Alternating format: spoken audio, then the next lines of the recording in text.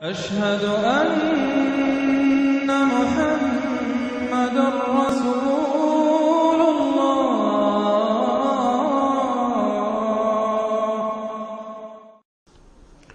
سورۃ عبس، بسم اللہ الرحمن الرحیم. عبس وتولى ان جاءه الأعمى وما يدريك لعله يزكى او يذكر فتنفعه الذكرى اما من استغنى فانت له تصدى واما من جاءك يسعى وهو يخشى فانت عنه تلهى كلا انها تذكرة فمن شاء ذكره فی صحف مکرمۃ مرفوعۃ مطہرۃ بأیدی سفرۃ کرام بررہ. صدق اللہ العظیم. یہ جو سورہ مبارکہ ہے، اس کے بارے میں بعض حضرات کو جو اپنے خیال میں چاہتے ہیں کہ حضور کا مقام جو ہے جتنا بلند سے بلند ہو رکھا جا سکے، تو اس کی ادھر ادھر کی تعویلیں کرنے کی کوشش کرتے ہیں. لیکن اس میں کوئی شک نہیں ہے کہ یہ واقعہ بالکل اسی طرح پیش آیا جیسا کہ یہاں لکھا ہوا ہے، اور اس کی قطعاً کوئی تعویل کرنے کی ضرورت نہیں.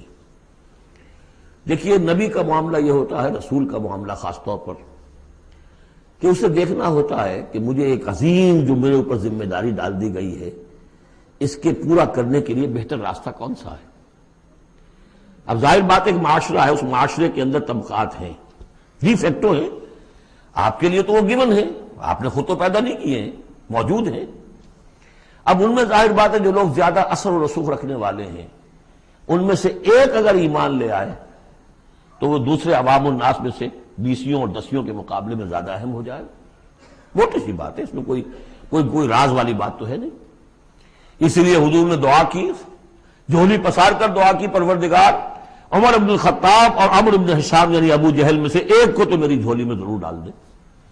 یہ ویسے لوگ ہیں، اپنے معاشرے میں اثر و رسوخ رکھنے والے ہیں، حیثیت ہے، تکڑے ہیں. تو اگر ان میں سے کوئی ایمان لے آئے تو تقویت حاصل ہوگی. تو نتیجہ یہ نکلتا تھا کہ حضور ایسے لوگوں کی طرف زیادہ راغب رہتے تھے، توجہ فرماتے تھے. پھر خاص طور پر جو لوگ اپنے ساتھی ایمان لے آئے ہیں، اب یہ کہ ظاہر بات ہے وہ تو اپنے ہی ہیں. آدمی بسا اوقات کچھ زیادتی کر بیٹھتا اپنوں کے اوپر، اور اس کی اپنائیت ہی در حقیقت کہ یہ تو اپنا ہے، اس کو کوئی بات نہیں، سہ جائے گا، برداشت کر لے گا، اور یہ سمجھ لے گا کہ اس میں کوئی مصلحت ہوگی. تو اگر اس طرح کا رویہ ہو تو یہ بالکل منطقی ہے، سمجھ میں آنے والی بات ہے. کہ ایک روز حضور کے پاس کچھ قریش کے سردار بیٹھے ہوئے تھے، گفتگو کر رہے تھے. عبداللہ ابن ام مکتوم رضی اللہ تعالی عنہ ایک نابینا صحابی ہیں، وہ آ گئے. اب یہ کہ بہرحال نابینا تھے، لیکن یہ کہ بہرے تو نہیں تھے. اندازہ تو انہیں بھی ہو گیا ہوگا کہ اس وقت گفتگو ہو رہی ہے، کن لوگوں سے ہو رہی ہے. اور جو نابینا ہوتے ہیں اللہ تعالیٰ ان کی کوئی اور ایک رنگ تیز کر دیتا ہے، کمپنسیٹ تو کرتا ہے نا ان کو. تو انہیں یہ چاہیے تھا کہ اس وقت وہ خاموش رہتے. انہوں نے یہ کیا، بار بار حضور کو اپنی طرف متوجہ کر رہے. حضور ان سے گفتگو کر رہے ہیں اس وقت. اس پر کچھ ناگواری کے آثار پیدا ہوئے، حضور کی تیوری پر بل پڑ گئے، اور حضور ان کی طرف متوجہ نہیں ہوئے. وہ بددل ہو کر وہاں سے اٹھ کر چلے گئے. اس پر پھر یہ کہہ لیجئے حضور کا لفظ عتاب، یہ عتاب نازل ہوا مجھ پر. اس لیے کہ اس کے بعد پھر جب کبھی بھی آتے تھے عبداللہ ابن ام مکتوم تو حضور فرمایا کرتے مرحبا بالذی عاتبنی اللہ فیہ، مرحبا اس شخص کے لیے جس کے بارے میں اللہ نے مجھ پر عتاب فرمایا ہے.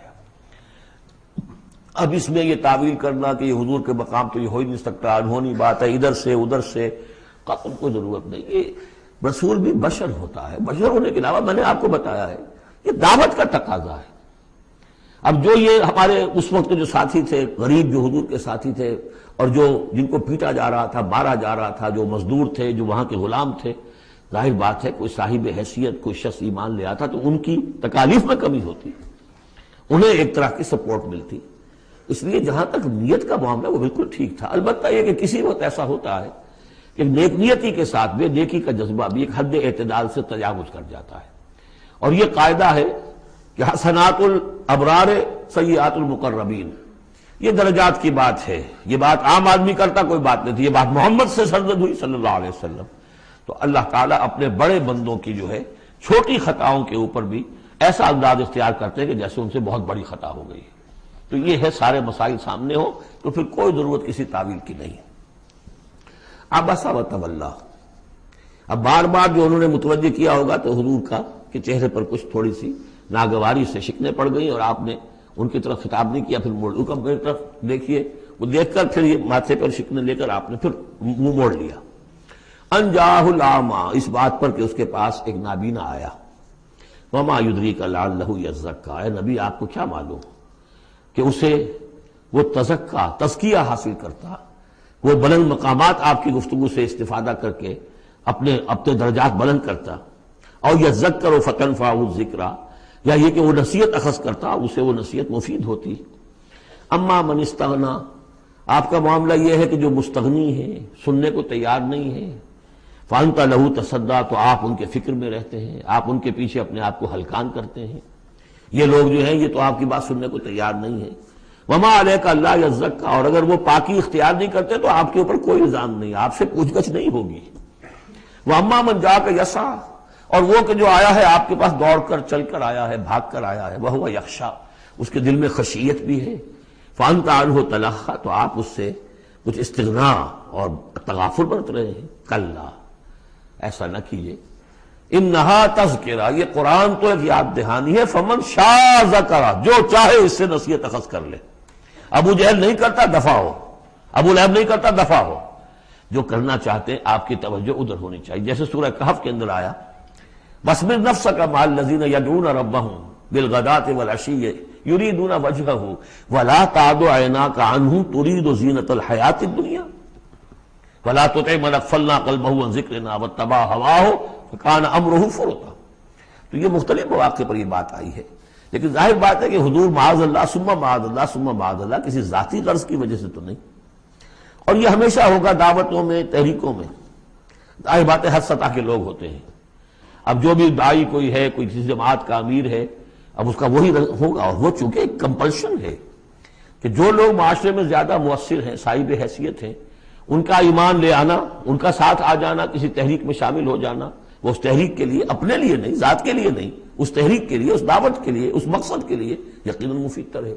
اس حوالے سے معاملہ رہے گا، اور اس میں یقیناً پھر ایسا ہوتا ہے کہ دوسرے طبقات کے لوگ جو ہیں وہ پھر اسے محسوس کرتے ہیں، مغایرت سی ہو جاتی ہے۔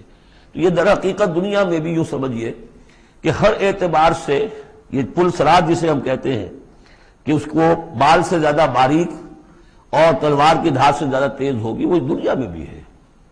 دو انتہاؤں کا معاملہ ہر وقت رہتا ہے۔ کوئی شخص جو ہے وہ اپنی خودداری، عزت نفس کی وجہ سے ایک رویہ اختیار کرتا، دوسرا سمجھتا ہے متکبر ہے۔ یہ ایک شخص ہے جو کسی کے ساتھ ملائمت سے پیش آتا ہے، دوسرا سمجھتا ہے میری خوشامد کر رہا ہے، چاپلوسی کر رہا ہے۔ تو ان دونوں چیزوں کے اندر تکبر اور خودداری، بس یوں سمجھیے کہ قدم میں فاصلہ دارن، بلکہ قدم بھی بڑی شے ہے، وہ باریک بال ہی ہے درمیان میں کہ خودداری کسے کہتے ہیں، تکبر کسے کہتے ہیں۔ تو اس میں یہ ہے کہ ہر معاملے کے اندر کوشش ہونی چاہیے درمیانی راستے کی، جتنی بھی انسان کر سکے۔ یہاں جس شان کے ساتھ قرآن کا ذکر ہوا ہے کہ اس قرآن مجید کو بھی آپ اپنا جس طریقے سے اپنی فرض رسالت کی ادائیگی کے لیے جس طرح آپ اپنے آپ کو ہلکان کر رہے ہیں، اس میں ایک پہلو اور بھی ہے، اس قرآن کی بھی توہین ہو رہی ہے۔ اس قرآن کو بھی لیے آپ پھر رہے ہیں، ان کو دے رہے ہیں، پڑھو اور سنو اور سمجھو، پھر میں سناتا ہوں، پھر سناتا ہوں۔ کلا انہا تذکرہ فمن شاء ذکرہ، نہیں، یہ تو ایک نصیحت ہے، جو چاہے اخذ کرے، جو نہیں کرنا چاہتا دفع ہو۔ فی صحف مکرمۃ، اور یہ قرآن اصل میں تو ہے بڑے باعزت صحیفوں میں، بلکہ یہ چوتھا مقام آ گیا، اگرچہ یہاں پہ لفظ نہیں آیا ہے وہ، جیسے کہ ہم پڑھ چکے ہیں حوامیم کے سلسلے میں۔ یہ قرآن کہاں ہے؟ وَإِنَّهُ فِي أُمِّ الْكِتَابِ لَدَيْنَا لَعَلِيٌّ حَكِيمٌ، یہ تو ام الکتاب کے اندر ہے، جو ہمارے پاس ہے اور بڑے بلند مقام پر ہے۔ اور سورہ واقعہ میں ہم پڑھ چکے ہیں یہ قرآن کہاں ہے؟ فی کتاب مکنون لا یمسہ الا المطہرون، یہ تو چھپی ہوئی کتاب میں ہے، مخفی کتاب میں ہے، اسے چھو ہی نہیں سکتے مگر صرف وہی جو نہایت پاک باز ہیں۔ کون ہے نہایت پاک باز؟ فرشتے ہیں، ان کے ساتھ نفس امارہ ہے ہی نہیں، ان کے ساتھ وہ عالم خلق کا کوئی تقاضا ہے ہی نہیں، وہی ہے کہ جو اس کے وہاں پر جو ہے ان کے سامنے وہی لکھنے والے، آ جائے گا لکھنے والے، آگے چل کر آئے گا۔ وہ یہ قرآن کہاں ہے؟ بل ہوا قرآن مجید فی لوح محفوظ، تو لوح محفوظ، کتاب مکنون، ام الکتاب، اصل قرآن وہاں، جیسا کہ بارہا میں نے کہا، یہ تو قرآن کی مصدقہ نقول ہیں جو اللہ نے ہمیں فراہم کر دی، اصل قرآن وہاں ہے۔ اسی کا تذکرہ یہاں ہو رہا ہے فی صحف مکرمۃ، وہ ام الکتاب جو ہے وہ تو بڑے مکرم، بڑے معزز باعزت ورقوں میں ہے، مرفوعہ، بلند و بالا، مطہرہ، نہایت پاک، بے ایدی سفرۃ، وہ ان کے ہاتھوں میں ہے لکھنے والے فرشتے، وہاں سے نقلیں تیار کر کر کے بھی تو آخر بھیج رہے ہیں نا وہ، بے ایدی سفرۃ کرام بررہ، اور وہ خود بھی بڑے باعزت ہیں، بڑے نیک ہیں۔ تو یہ ہے قرآن مجید کا مقام۔ تو آپ اس قرآن مجید کے ساتھ بھی اس کے مقام کو سمجھتے ہوئے معاملہ کیجئے، جو اس کی توہین کرتا ہے اسے دفع کیجئے، اس کو منہ نہ لگائیے، اور آپ تو اپنے آپ کو جو بھی آپ کے پاس چل کر آئے اور جو واقعتاً طالب ہو ہدایت کے اور نیکی کے اور تقویٰ کے، ان پر توجہ دیجئے۔ قتل الانسان ما اکفرہ، ہلاک ہو جائے یہ انسان کس قدر یہ ناشکرا ہے۔ من ای شیء خلقہ، کبھی سوچے یہ اللہ نے اسے کس چیز سے پیدا کیا ہے۔ من نطفہ، ایک بوند سے، خلقہ، اسے بنایا، فقدرہ، اس کا ایک اندازہ مقرر کر دیا۔ دیکھیے ہر انسان کا ایک اندازہ ہے، شاکلہ۔ آج ہم سمجھتے ہیں جینز ہیں، ہر شخص کو جو جینز ملے ہیں اسی کے حساب سے اس کا شاکلہ وجود میں آئے گا، یا تو اس کو جو جینز مل رہا ہے ماں سے اور باپ سے، اور یا پھر یہ ہے کہ جس ماحول میں اللہ نے اس کو پیدا کیا اس سے اس کا ایک شاکلہ وجود میں آتا ہے۔ تو فرمایا کہ اس کا پھر ایک اندازہ بھی ہم نے مقرر کر دیا۔ ثم السبیل یسرہ، پھر ہم نے آسان کر دیا اس پر راستہ۔ اس میں یہ بھی ہے، معنی لیے گئے ہیں کہ ماں کے پیٹ سے اب کس قدر یہ مرحلہ سخت ہے، اس کا وہ راستہ جو اس کا نکلنے کا ہے کس قدر سخت ہے، کس قدر انسان کے لیے واقعتاً ایک عجوبہ ہے، تو اس کو وہ راستہ اس کے لیے آسان کر دیا۔ لیکن یہ کہ پوری زندگی کا راستہ بھی ہے۔ ثم اماتہ فاقبرہ، پھر اس پر موت وارد کی اور پھر اسے قبر میں داخل کر دیا۔ ثم اذا شاء انشرہ، پھر جب چاہے گا اسے اٹھا لے گا۔ اب اس میں جو اصل ہے ردم کو دیکھیے، جب نے یہ کیا پھر یہ کیا پھر یہ کیا پھر یہ کیا پھر، تو کیا یہی مشکل ہے کہ دوبارہ اٹھا نہیں سکتا؟ قتل الانسان ما اکفرہ من ای شیء خلقہ، من نطفہ خلقہ فقدرہ ثم السبیل یسرہ ثم اماتہ فاقبرہ ثم اذا شاء انشرہ کلا لما یقض ما امرہ۔ کوئی نہیں، لیکن اس نے تاحال وہ بات پوری نہیں کی جس کا کہ اسے حکم دیا گیا تھا۔ فَلْيَنظُرِ الْإِنسَانُ إِلَىٰ طَعَامِهِ، تو ابھی اگر کوئی شک ہے تو ذرا انسان غور کرے اسے کس طرح پیدا کیا تھا، اب اس کے لیے غذا کہاں سے اللہ دے رہا ہے، اس کا پیدا کرنے والا۔ فَلْيَنظُرِ الْإِنسَانُ إِلَىٰ طَعَامِهِ، وہ ذرا اپنے کھانے کو دیکھو، غذا کو دیکھے۔ أَنَّا صَبَبْنَا الْمَاءَ صَبًّا، ہم نے آسمان سے بارش برسایا جیسے کہ برسایا جاتا ہے، پانی برسایا۔ ثُمَّ شَقَقْنَا الْأَرْضَ شَقًّا، پھر ہم نے زمین کو پھاڑا جیسے کہ وہ پھٹتی ہے، اس میں سے وہ پھر کونپلیں نکلی ہیں۔ فَأَنبَتْنَا فِيهَا حَبًّا، ہم نے اگا دیے اس میں اناج، وَعِنَبًا وَقَضْبًا، اور اس میں انگور بھی اور مختلف ترکاریاں بھی، ککڑیاں وغیرہ، وَزَيْتُونًا، اور زیتون، وَنَخْلًا، اور کھجوریں، وَحَدَائِقَ غُلْبًا، اور بڑے گھنے اور گنجان باغ، وَفَاكِهَةً، اور میوے، وَأَبًّا، اور چارہ تمہارے جانوروں کے لیے، مَتَاعًا لَكُمْ وَلِأَنْعَامِكُمْ، یہ تمہاری ضروریات کی بہم رسانی ہے، تمہارے لیے بھی اور تمہارے چوپایوں کے لیے بھی۔ کس قدر یہ مضامین جو ہے مل رہے ہیں سورہ نازعات کے اور عبس کے۔ فَإِذَا جَاءَتِ الصَّاخَّةُ، وہاں کیا تھا؟ فَإِذَا جَاءَتِ الطَّامَّةُ الْكُبْرَىٰ، یہاں آیا فَإِذَا جَاءَتِ الصَّاخَّةُ، جب وہ آ جائے گی کان پھوڑنے والی، یعنی جب وہ سور میں پھونکا جائے گا تو وہ جو کان پھوڑنے والی آواز آئے گی۔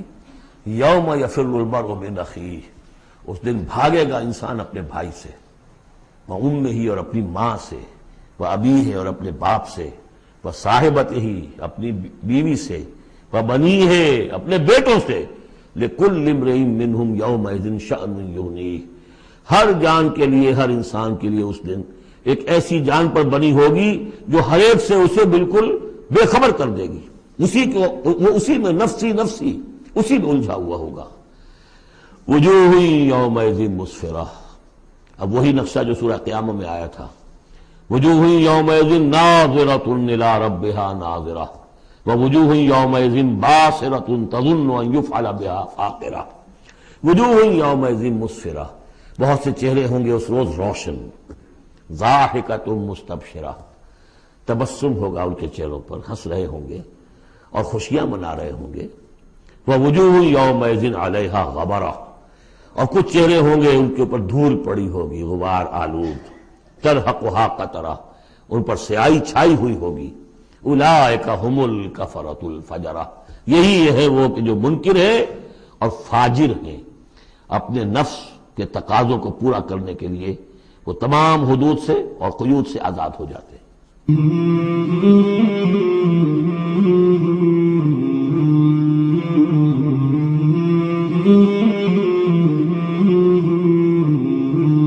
مولاي صل وسلم دائما أبدا على حبيبك خير الخلق كلهم. مولاي صل وسلم دائما أبدا على حبيبك خير الخلق كلهم. مولاي صل